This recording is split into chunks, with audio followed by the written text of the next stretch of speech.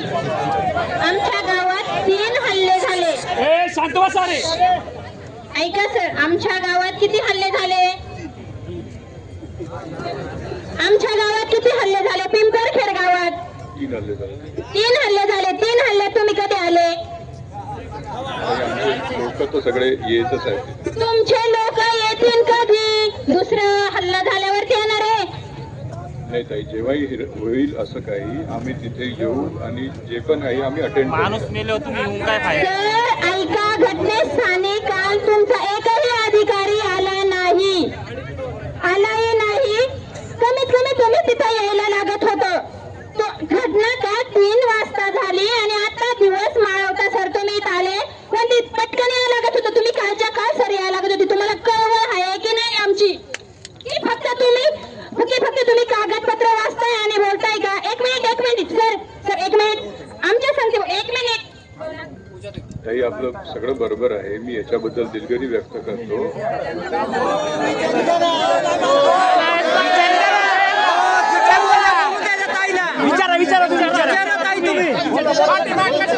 एक मिनिट, मी बोलेन त्याचं उत्तर त्याच्यात पण बोलते. माईक मध्ये बोलते नाही, त्यांचा आवाज नाही निघत. जसा माझा निघतो तसा त्यांचा नाही निघत. त्याच्यामुळे मी बोलले का माईक त्यांच्याकडे देते, ते पण बोलते ना.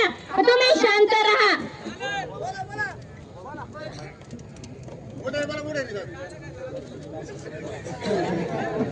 झाली गाळ झाली. ते घटनेस्थानी त्या दिवशी पंचतळावरती तुम्ही होते. का नाही आली? आज भर पावसात 3 महिन्याचं बाळ घेऊन स्वतः मी बसले होते. सर मी एक बॉम्बे, त्या दिवशी ही वेळ घटना झाली. आमच्याच बॉम्बेच्या कुटुंबावरती झाली. आज 15 दिवस झाले तर सर कालही झालं. त्या दिवशी त्या घटनेचं काल तिथं कोणीच नव्हतं.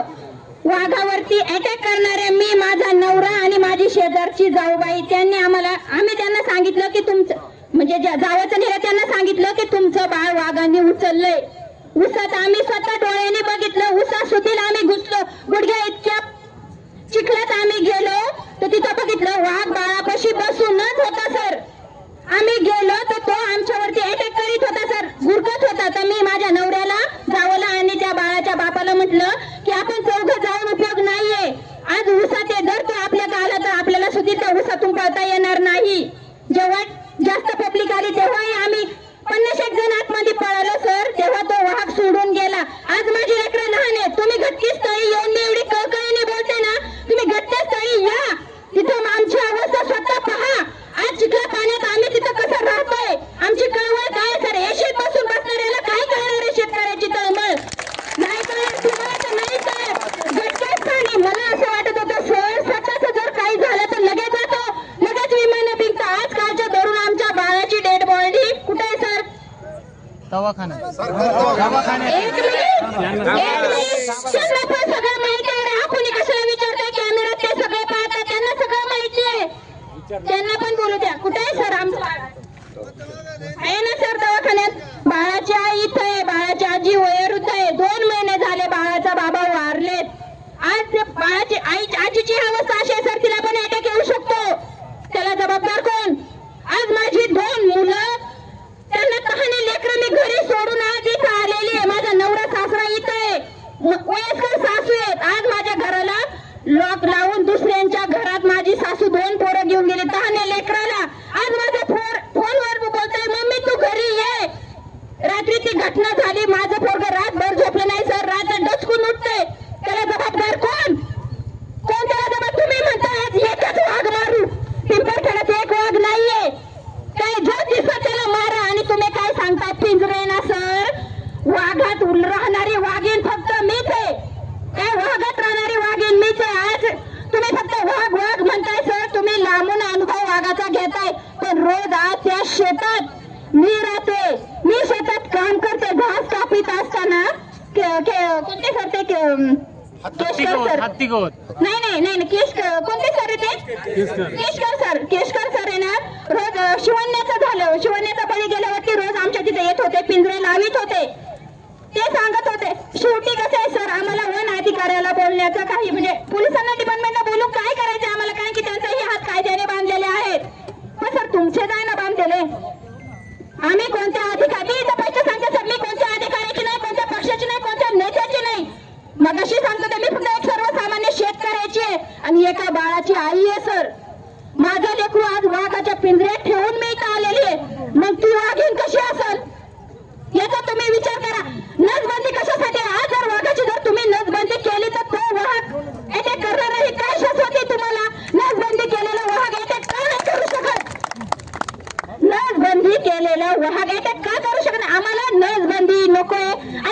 सांगताय पिंजरे सर, तुम्ही मागे शिवण्याचं झालं तेव्हा तुम्ही म्हटले होते आम्ही 100 पिंजरे देतो.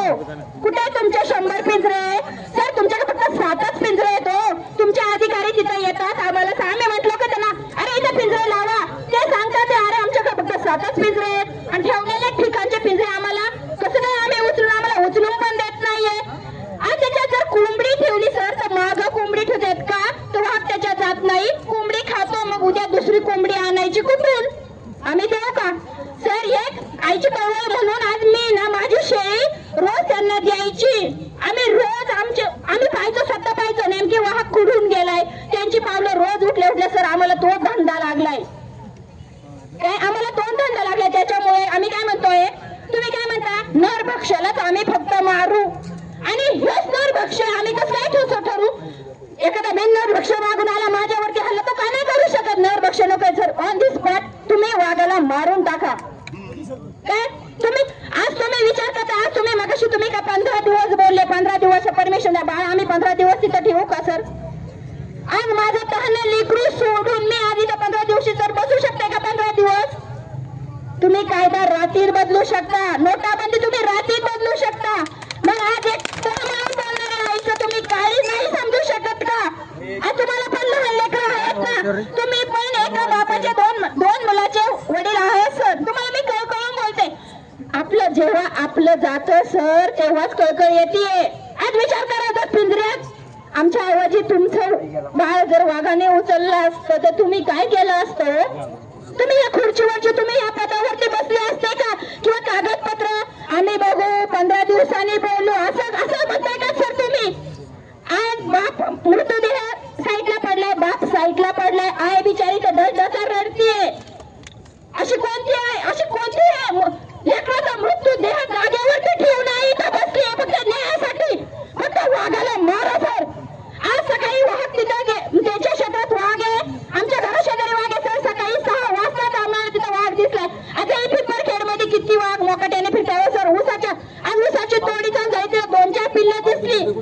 आज गावावरून फोन येतोय अरे तुम्ही तिकडे, इथं कोणीच नाही, कोणतीही टीम तिथं नाहीये. आज सगळी सिक्युरिटी टीम घेऊन आम्ही इथं बसलोय. आमच्या लेकरांचं घरी काय तर त्यांच्या जर केसांना धक्का लागला तर तुम्ही काय करणार? परत आम्ही आंदोलन करायचं? परत नेमकी काय करायचं? आज शेवटचं तुम्ही बोला, दिसेल तो वाहक तिथं मारा, दिसेल तो वाहक तिथं मारा. साहेब उत्तर द्या तुम्ही.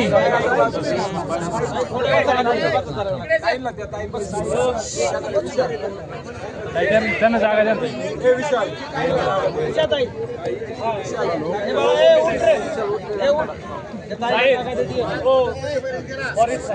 आपल्या हातात असेल नाही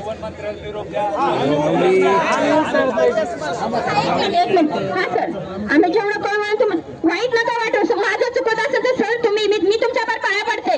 माझं चुकत असलं तर मी पाया पडते, पण एक आईची कळवळ आहे ना. तुमच्या जर हातात नसेल तर तुम्ही सांगा की आमच्या हातात नाहीये बाबा, वरच्यांना बोलवून घ्या. किंवा फक्त तुम्ही आम्हाला आश्वासन नका देऊ. आश्वासनावरती आम्हाला इथं हे करू नका, आश्वासन देऊ नका. तुम्ही ठोक सांगा की बाबा ना माझ्या हातात काहीच नाहीये, वरच्यांकडे जा.